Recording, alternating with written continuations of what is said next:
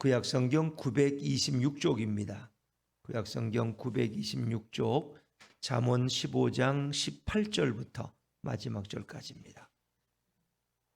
잠언 15장 18절부터 33절까지 말씀, 저와 여러분이 한 절씩 교독하십니다. 18절부터 교독합니다. 분을 쉽게 내는 자는 다툼을 일으켜도 노하기를 더디하는 자는 시비를 그치게 하느니라. 게으른 자의 길은 가시 울타리 같으나 정직한 자의 길은 대론이라. 지혜로운 아들은 아비를 즐겁게 하여도 미련한 자는 어미를 업신 여기느니라. 무지한 자는 미련한 것을 즐겨하여도 명철한 자는 그 길을 바르게 하느니라. 의논이 없으면 경영이 무너지고 지략이 많으면 경영이 성립하느니라. 사람은 그 입의 대답으로 말미암아 기쁨을 얻나니 때에 맞는 말이 얼마나 아름다운고. 지혜로운 자는 위로 향한 생명길로 말미암으므로 그 아래에 있는 스올을 떠나게 되느니라. 여호와는 교만한 자의 집을 허시며 과부의 지게를 정하시느니라. 악한 꾀는 여호와께서 미워하시나 선한 말은 정결하니라. 이익을 탐하는 자는 자기 집을 해롭게 하나 뇌물을 싫어하는 자는 살게 되느니라. 의인의 마음은 대답할 말을 깊이 생각하여도 악인의 입은 악을 쏟느니라. 여호와는 악인을 멀리하시고 눈이 밝은 것은 마음을 기쁘게 하고 좋은 기별은 뼈를 윤택하게 하느니라. 생명의 경계를 듣는 귀는 지혜로운 자 가운데에 있느니라. 훈계 받기를 싫어하는 자는 자기의 영혼을 경히 여김이라. 견책을 달게 받는 자는 지식을 얻느니라. 여호와를 경외하는 것은 지혜의 훈계라. 겸손은 존귀의 길잡이니라. 아멘.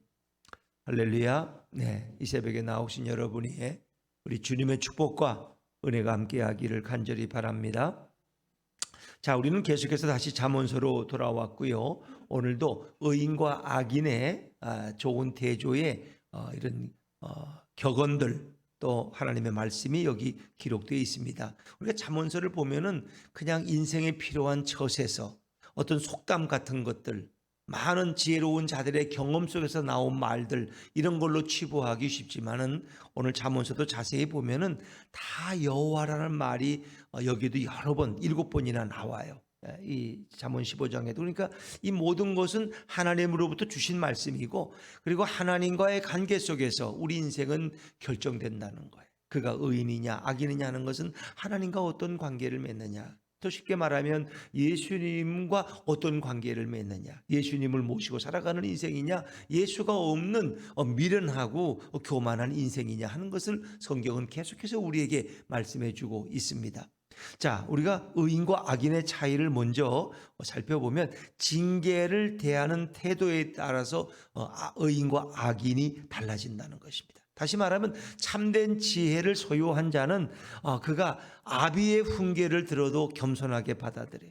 하나님의 징계를 들어도 기쁘게 수납한다는 거예요. 그걸 거부하지 않는다는 거예요. 왜? 자신의 부족함과 자신의 연약함을 늘 알기 때문에.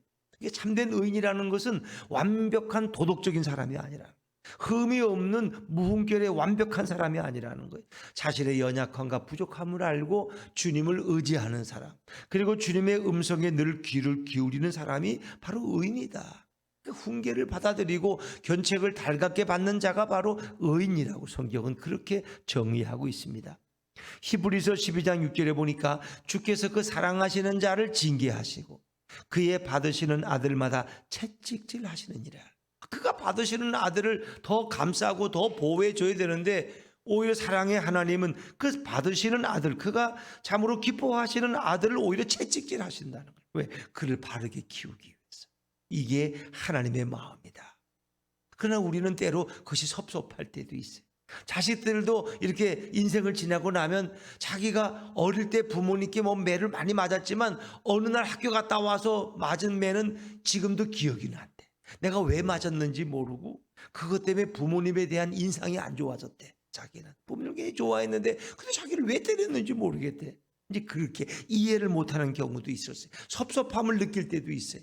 그러나 그 모든 것은 결국 하나님이 주시는 것이라면 우리를 진정으로 성숙시키고 평강케 하기 위한 주님의 배려라는 거예요.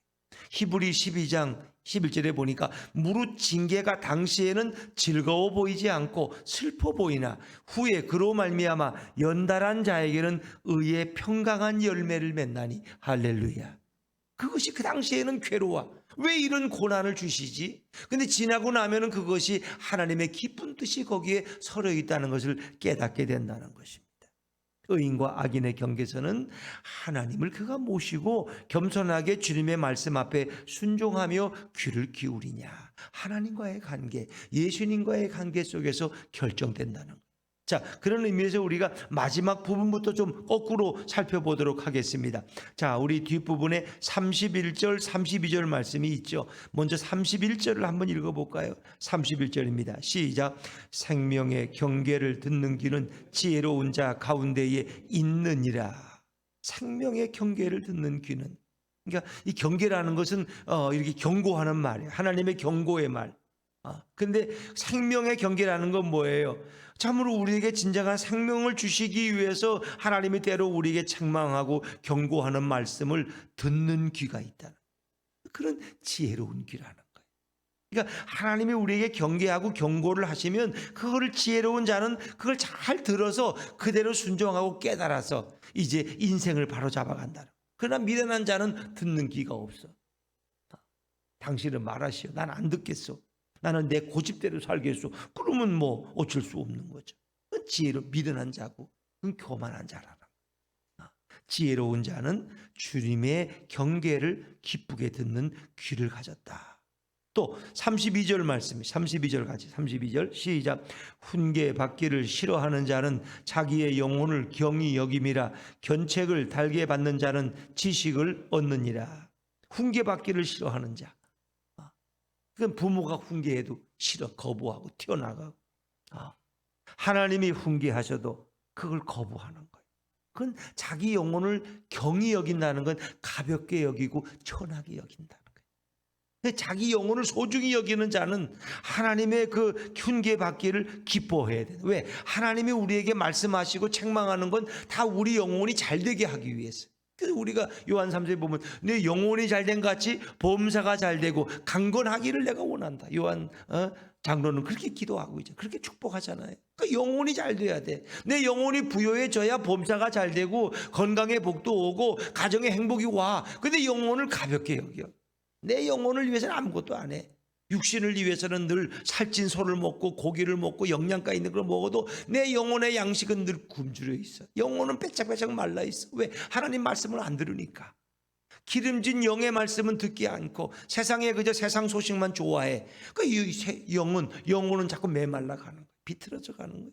그 영혼이 불쌍하죠. 그렇죠? 그러니까 훈계받기를 싫어하는 자는 영혼을 소홀히 여기고 가볍게 여기고 천히 여긴다. 여러분들은 육신보다도 영혼을 더 소중하게 여기는 하나님의 백성들 되시기를 바랍니다. 영혼을 살찌우는 것은 하나님의 말씀밖에 없는 거예요. 생명의 말씀이 우리 영혼을 살찌게 하는 거예요. 영혼을 소홀히 여기면 안 돼요. 그래서 반대로 또 견책을 달게 받는 자는 지식을 얻느니라. 견책이라는 건 하나님으로부터 온 책망과 하나님의 꾸지람, 그걸 기쁘게 달게 받는 자는 지식을 얻고 지혜를 얻는다. 이런 사람은 주님의 지혜가 늘 우리에게 임해서 늘 주님과 동행하는 삶을 살아갈 수 있는 것이죠. 그래서 성경은 의인과 악인의 차이는 하나님이 내게 주시는 징계와 견책을 어떻게 받아들이느냐, 그걸 기쁘게 받고, 당신은 섭섭하고 괴로워도 그걸 기쁘게 감당할 때에 하나님은 더 아름다운 평화의 삶으로 이끌어 주신다는 거예요. 그러나 그걸 거부하고 그러면 그냥 하나님이 방치하시는 거예요. 그러면 결국 영혼은 메말라 가고 점점 하나님과의 관계 속에서 죄의 담이 그 모든 복을 막아버린다는 거죠. 자, 그런가 하면은 또 의인과 악인의 이런 경계에서는 언어 생활과 너무나 긴급한 긴밀한 연결이 있다는 거예요. 그래서 우리 인생의 언어 생활, 이 우리가 어떤 말을 하느냐가 매우 중요한 거죠. 그래서 오늘 성경은 또 지혜자의 말이 어떤 것이냐, 예수님을 모신 사람은 어떤 지혜로운 말을 해야 되느냐를 오늘도 계속해서 강조하고 있다는 것입니다. 자, 우리 이제 앞으로 18절 맨 앞으로 한번 넘어가 볼까요? 다시 18절입니다. 18절 같이 읽어보죠. 시작. 분을 쉽게 내는 자는 다툼을 일으켜도 노하기를 더디하는 자는 시비를 그치게 하느니라. 분을 쉽게 내는 자는 다툼을 일으켜.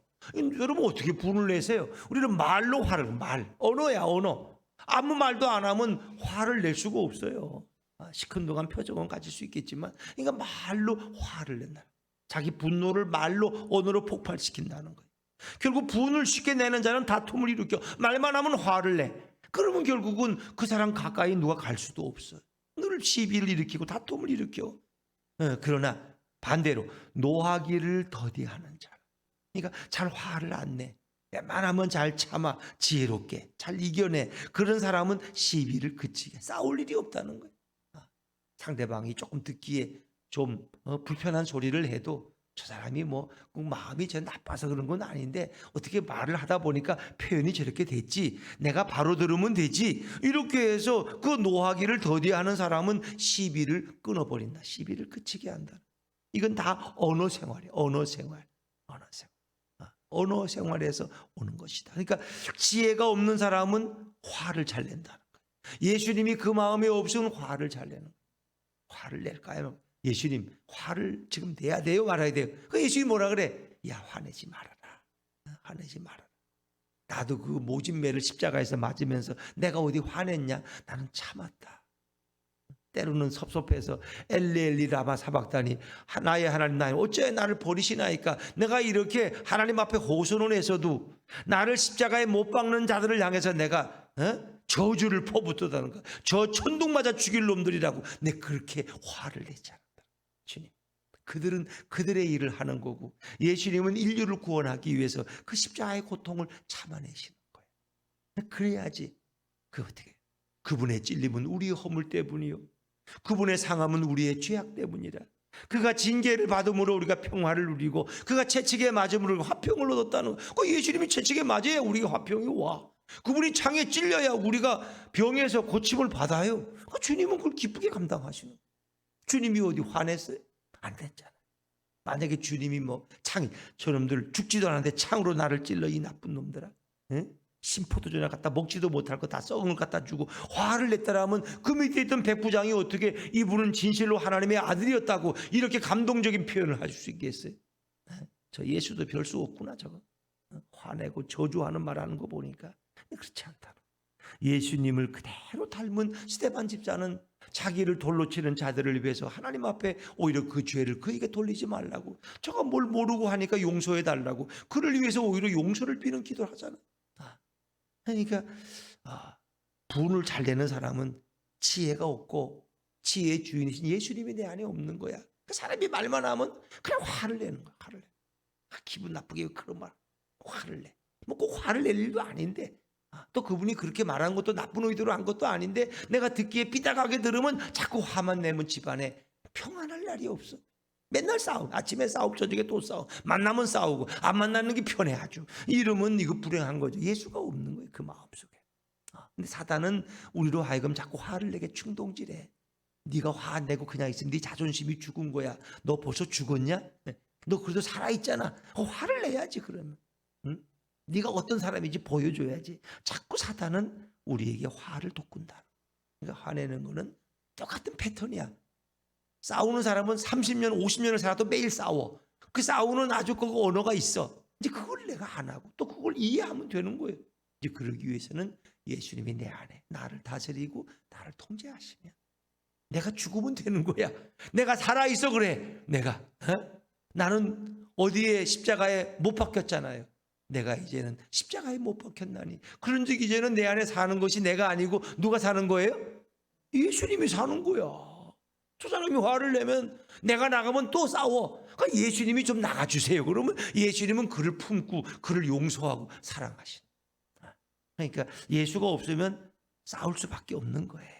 인간은 그렇게 돼 있어요. 자, 또 우리 좀 나아가서 23절 말씀 좀 건너뛰어 볼까요? 언어의 교훈들을 한번 23절입니다. 시작. 사람은 그 입의 대답으로 말미암아 기쁨을 얻나니 때에 맞는 말이 얼마나 아름다운고. 사람은 그 입의 대답으로 말미암아 기쁨을 얻어. 그래서 좋은 말, 축복의 말을 주고받으면 늘 마음의 기쁨이 충만해. 그냥 교회에서 뭐 은혜 받고 부활절이고 할렐루야. 그런데 그냥 나가자마자 그냥 서로 말을 잘못하면 그것 때문에 다툴 때가 많잖아요. 그러니까 필요가 없다는 거예요. 그 입에 어떤 대답을 하냐에 따라서 그런 기쁨을 늘 가지고 살아가고, 또 24절에 보니까 때에 맞는 말이 얼마나 아름다운고. 때에 맞는 말, 적절한 말, 그 상황에 맞는 말, 격려가 필요할 때는 격려의 언어로 그를 위로해 주고, 그렇죠? 위로가 필요할 땐 위로의 말을 쏟아붓고, 이렇게 칭찬이 필요할 땐 또 주님의 마음으로 칭찬을 해주고, 이런 때에 맞는 말이 얼마나 아름다운가. 그래서 우리가 잠언서나 전도서에 보면 또 그런 말도 있죠. 때에 맞는 말은 은쟁반의 금사관이라. 은쟁반, 쟁반이 은쟁반이야. 거기다 금사관을 놓으면 얼마나 아름다워요. 그거야 금상첨화지. 그러니까 우리가 적절한 말, 때에 맞는 말, 그렇죠? 그런 말은 이렇게 아름답고, 주님도 그런 말을 기뻐하시고, 지혜로운 사람은 그런 말로 다른 사람들을 기쁘게 하고 격려해 주고 위로해 주는 거예요. 복음이 필요할 땐 복음의 언어로 더 그를 위로할 수 있는 거죠. 그가 절망에 빠질 때는 예수님은 우리 인생 가운데 오셔서 우리 인생을 바꾸실 수 있어. 예수님을 믿으면 그런 절망쯤은 문제가 안 돼. 어떤 문제도 예수님은 다 해결하실 수 있어. 이제 애기 엄마는 이제는 예수님을 믿을 때가 된 거야 하면서 이렇게 또 좋은 말로 우리가 복음도 전할 수 있죠. 자, 우리 26절 말씀으로도 건너뛰어 볼까요? 언어에 대한 교훈이 너무 많아서 26절 시작. 악한 꾀는 여호와께서 미워하시나 선한 말은 정결하니라. 악한 꾀, 그런 것은 뭐 입을 통해서 악한 꾀가 나오게, 그 여호와께서 싫어하시. 선한 말은 정결하니라. 하나님이 기뻐하신다는 거예요. 정결한 선한 말, 그거는 은혜가 되는 말, 위로와 축복과 격려가 되는 말은 정결하다는 것은 하나님도 기뻐하시고, 또 그런 언어 속에 늘 주님이 지혜를 더 부어주시는 거죠. 또 우리 건너뛰어서 또 28절 말씀으로 와볼까요? 28절 말씀. 28절 시작. 의인의 마음은 대답할 말을 깊이 생각하여도 악인의 입은 악을 쏟느니라. 의인의 마음은 늘 지혜롭게 대답해야지. 대답할 말을 깊이 생각하고 함부로 가볍게 말하지 않고, 한마디를 해도 깊이 생각하고, 이게 주님의 마음에 맞는지, 이 그리스도에서 내가 해야 될 말인지 안 해야 될 말인지 분별하시는 지혜가 있다는 거예요. 그래서 깊이 생각하고 말하기 때문에 다른 사람에게 늘 기쁨을 줘. 그런데 악인의 입은 악을 쏟느니라. 입만 열면 저주야. 입만 열면 남을 헐뜯고, 입만 열면 남의 약점이나 들춰내고, 그렇죠? 또 상대방이 기분 나쁜 말을 골라서 해. 또 그것도 그 좋은 말이 많은데 왜 기분 나쁜 말을 골라서 해서, 또 옛날에 30년 전 얘기를 왜 또 끄집어내가지고 또 남편 마음을 상하게 하고 또 아내 마음을 상하게 하냔 말이에요. 그 어리석은 거죠. 악인의 입은 오늘도 악을 열심히 쏟아내고 있는 거예요. 분쟁과 다툼을 일으키는 거예요. 그래서 우리가 의인이란 지혜가 있는 자, 지혜의 주인이신 예수님을 모신 자는 참으로 아름다운 말로 서로를 기쁘게 하는 것입니다. 자, 하여튼 뭐 의인과 악인에 대한 얘기가 대부분인데 29절 또 읽어볼까요? 29절 시작. 이 여호와는 악인을 멀리하시고 의인의 기도를 들으시느니라. 그러니까 예수님을 모시고 예수님의 마음으로 기도하면 그 기도는 얼마나 응답이 빠른지 몰라. 근데 우리가 하나님을 멀리하는 자, 하나님이 없는 자, 그런 자의 기도는 하나님의 마음과 너무 많이 빗나간 기도, 자기 욕심을 위해서 기도하는. 그래서 의인의 기도, 겸손한 자의 기도는 주님이 듣고 바로 응답하신다. 바로 응답하신다. 주님의 마음으로 우리는 기도해야 되는 거예요. 그게 바로 주기도문이에요. 주기도문. 주님은 이렇게 기도하라고 가르쳐 주셨어요. 주기도문이 내게 원수된 자를 용서하는 기도. 그렇죠? 시험에 들지 않도록 오늘도 주님의 돌보심을 구하고, 주님의 하나님의 뜻이 하늘에서 이루고 땅에서도 이루어지기를 기도하고, 이게 주기도문이에요. 주기도문의 마음으로 우리 기도하면 주님은 다 기뻐하신다. 주님은 우리가 우리의 욕망을 위해서 우리의 이기적인 기도를 드리니까 때로 그 기도에 하나님이 한참 생각하시느라고 빨리 응답이 안 돼. 그러나 주님의 마음을 가지고 기도하면 주님이 즉각 응답해 주신다. 자, 우리 이제 또 마지막으로 또 읽을 말씀이 있는데 우리 30절 말씀, 30절 같이 30절입니다. 시작. 눈이 밝은 것은 마음을 기쁘게 하고 좋은 기별은 뼈를 윤택하게 하느니라. 눈이 밝은 것은 마음을 기쁘게. 눈이 밝다는 것은 그냥 시력이 좋아가지고 남은 뭐 저 앞에 못 보는 걸 나는 참 누가 와도 저 철이 엄마하고 영희 엄마하고 오네. 그걸 다 보고 눈이 밝다, 시력이 좋다, 그걸 얘기하는 게 아니고 영안이 밝아서 하나님의 영광을 보고 하나님의 역사를 분별할 수 있는 자들은 어떻게 해요? 늘 마음이 기쁘게 살아가는. 왜? 주님의 뜻을 바로 아니까, 주님의 마음을 분별하니까 영안이 열린 사람들은 늘 마음이 기뻐요. 또 좋은 기별은 뼈를 윤택하게 한다. 여러분 기별 아세요? 기별. 요즘은 기별이란 말을 잘 써요, 안 써요? 안 쓰죠. 근데 제가 어릴 때는 기별이란 말을, 아니 그 앞동네에서 기별이 왔어? 얼른 기별을 보내.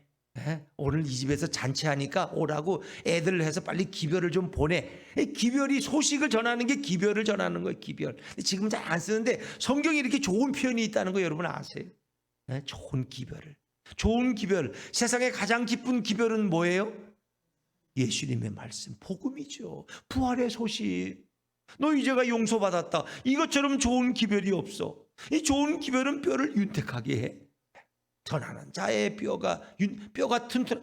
골다공증은 뼈가 비면 칼슘이 빠져나가면 골다공증을 해가지고 뼈가 부서져서 그냥 어르신들 화장실에 넘어지면 여기 뭐 엉덩이 뼈가 나가면 일어나지도 못해가지고 그 다음에 한두 달 돌아가시더라고. 되게 노인들은 활동을 못하면 돌아가셔. 그냥 뼈가 막 이렇게 말라가지고 활동을 자꾸 하셔야 돼. 근데 뭐예요? 좋은 기별은 뼈를 윤택하게. 뼈가 기름진 거야. 뼈가 건강한 거야. 뼈가 풍성한 거야. 이게 하나님이 그렇게 은혜를 주신다는 거예요. 그래서 이 좋은 기별을 전하는 사람도 복이고 좋은 기별을 받는 사람도 그 뼈가 윤택해지고 기름져 주고 건강의 복도 하나님 주신다는 거예요. 좋은 기별 뭐예요? 부활의 소식. 부활의 소식. 하나님이 사람의 몸을 입고 이 땅에 오셨다. 이게 좋은 기별이에요. 더구나 그 예수님께서 십자가에서 우리의 모든 죄를 다 씻어주셨다. 얼마나 좋은 복음의 소식이야. 좋은 기별이야. 더더욱 이제 누구든지 예수를 믿으면 부활하신 예수님께서 우리를 지옥이 아니라 영원한 천국으로 인도하신다. 이것처럼 좋은 기별이 어디 있어? 이 좋은 기별은 아침에 너 건너편에 가서 큰 집에 가서 식사하러 오시라 그래라. 이렇게 하는 좋은 기별보다도 더 몇백 배 귀한 기별은 바로 부활의 소식. 예수님이 살아계시고 우리가 지옥 가는 인생이 아니라 천국 가는 인생이 되게 하신다. 이 좋은 기별, 이 부활의 소식, 이 좋은 기별을 오늘도 여러분들이 누군가에게 전할 수 있다면 여러분이 가장 축복된 인생이에요. 뼈를 윤택하게 하신다. 그렇죠. 그래서 제일 멋진 분들은 이렇게 연세가 이제 드신 분들도 있지만은 제가 아는 어떤 그 장로님 아버님은 시골에서 이 동네 교회를 이렇게 늘 새벽 기도를 다니시는데 그 전주에는 자식들을 다 오라 그래가지고 또 이렇게 교회에서 특송까지 했대. 그분이 연세가 그때 한 90세 정도 아마 되셨는지 80, 한 7, 8세 되셨는데 그래서 또 목사님한테 허락을 받아가지고 온 가족 특송도 하고 주일날 그리고 손자들 불러서 이런저런 얘기도 다 해주고 그리고 한 3일인가 지났는데 저녁 드시고 또 내일 새벽기도 가야 되니까 또 일찍 주무신다고 들어가셨는데 아버님 새벽기도 가셔야죠. 근데 소식이 없어. 목욕까지 하고 주무셨는데 근데 그냥 주무시다가 하나님의 부름을 받으신 거야. 뭐 한번 넘어진 적도 없고 병원에 간 적도 없고 뭐 쓰러진 적도 없고 그냥 건강하게 지난주일까지 예배드리고 특송까지 하신 분이 손자들도 다 불러서 이렇게 또 좋은 얘기 해주고 격려해 주시고 기도까지 해주시고 그리고는 주중에 그냥 새벽기도 갈 시간인데 문을 깨우니까 그냥 세상을 하나님 부르셨어. 얼마나 행복해요? 안 그래요? 얼마나 행복해. 물론 뭐 그 인생이 내 마음대로 되는 건 아니에요. 근데 어떤 분이 쓰신 글에 보면니까 그렇게 억울함을 호소한 거야. 영국인가 어디 외국에서 어떤 이제 양로원에 요양원에 가서 이렇게 하시는 할머니가 쓴 글이야. 근데 이제 뭐 그런 분이 되게 없는데 가끔 이렇게 요양원에 가면 할머니 할아버지들이 힘이 없고 연세가 많으시니까 일어나지도 못하고 음식도 떠먹여야 되니까 이제 그걸 이렇게 하시는 분들이 간혹은 자기 말대로 안 되면 막 이렇게 난폭하게 다룰 때가 있다. 그래서 막 어르신들을 뭐 이렇게 때리기도 하고 막 뭐라고 뭐 혼을 내기도 하고 막 이렇게. 근데 그분이 이렇게 쓰신 글이야. 인생이라는 건 다 그런데 당신들도 언젠가 우리처럼 이렇게 늙을 때가 있는데 우리가 여기 누워있다고 바보처럼 보이지만 우리를 존중해 달라고. 왜? 말씀도 못하시고 행동도 못하니까 요양사가 막 때리고 괴롭혀도 어떻게 한 거를 못해. 표현을 못해. 근데 그분은 그런 걸 아시니까 자기가 생활해 보니까 그 글을 써서 요양사들한테 편지를 다 보낸 거야. 그게 아주 세계적으로 뉴스고 화제가 됐어요. 당신들도 우리처럼 이렇게 누워있을 때가 온다. 우리가 바보라서 여기 누워있는 게 아니다. 여기 똑똑한 박사도 많고 석사 출신도 많지만 나이 드니까 자식들이 어떻게 돌볼 수가 없으니까 요양원에 와 있는데 이렇게 우리를 괄시하지 말라. 우리가 바보가 아니다. 말을 못할 뿐이고 거동을 못할 뿐이고 대소변을 못 가릴 뿐이지 우리가 바보가 아니고 천치가 아니라는 거예요. 우리를 좀 인간으로 대접해 달라는 거예요. 그게 우리 인간의 현실이야. 그렇죠. 나이 드신 어르신들을 집에서 모시는 건 이제 한계가 있는 거예요. 어느 정도까지. 그러나 그걸 그 이상 지나면 천상 요양원에 가서 모실 수밖에 없는 상황이 우리에게 와요. 이제 그럴 때 느끼는. 그러니까 뭐 거기 가서 또 이렇게 행복하게 사시다가 주님 부름 받기도 하지만은 어찌 보면 이렇게 복음을 전하는 인생들은 하나님께서 윤택하게 하신다니까. 건강하게 기도하고 사시다가 주님 부르면 얼마나 복이냐. 물론 그런 인생이 마음대로 되는 건 아니에요. 그러나 오늘 성경은 우리에게 좋은 기별을 전하는 인생은 뼈가 윤택해진다. 그러니까 이왕이면 좀 산책도 하시면서 좀 이렇게 기회가 되면 예수의 복음도 전하고 주님의 사랑도 전하고 내가 경험한 내 인생의 가장 좋은 동반자는 우리 예수님이셨다고 이렇게 한마디 하는 것이 그 누군가에게는 정말 그의 영혼을 살리는 기쁜 말씀이 돼요. 뭐 노인네가 별 말씀을 다 하시네. 자기도 어릴 때 교회 학교 다녀본 경험이 있고 자기도 처녀 때는 교회 다녔다가 지금은 안 나가. 그런 분들에게 그 말씀이 오히려 복음의 화살에 대해서 그 마음에 양심에 가책을 줄 때도 있거든요. 그래서 우리는 이렇게 무심코 하는 한마디가 어떤 사람에게는 큰 영향을 주고 그의 영혼을 살릴 수 있고 그의 어두운 인생을 밝게 할 수 있다. 그게 좋은 기별이에요. 여러분들이 오늘도 지혜이신 주님을 모시고 이제 누군가에게 좋은 기별의 소식을 전하는 하나님의 사람들 되시기를 주의 이름으로 축원합니다.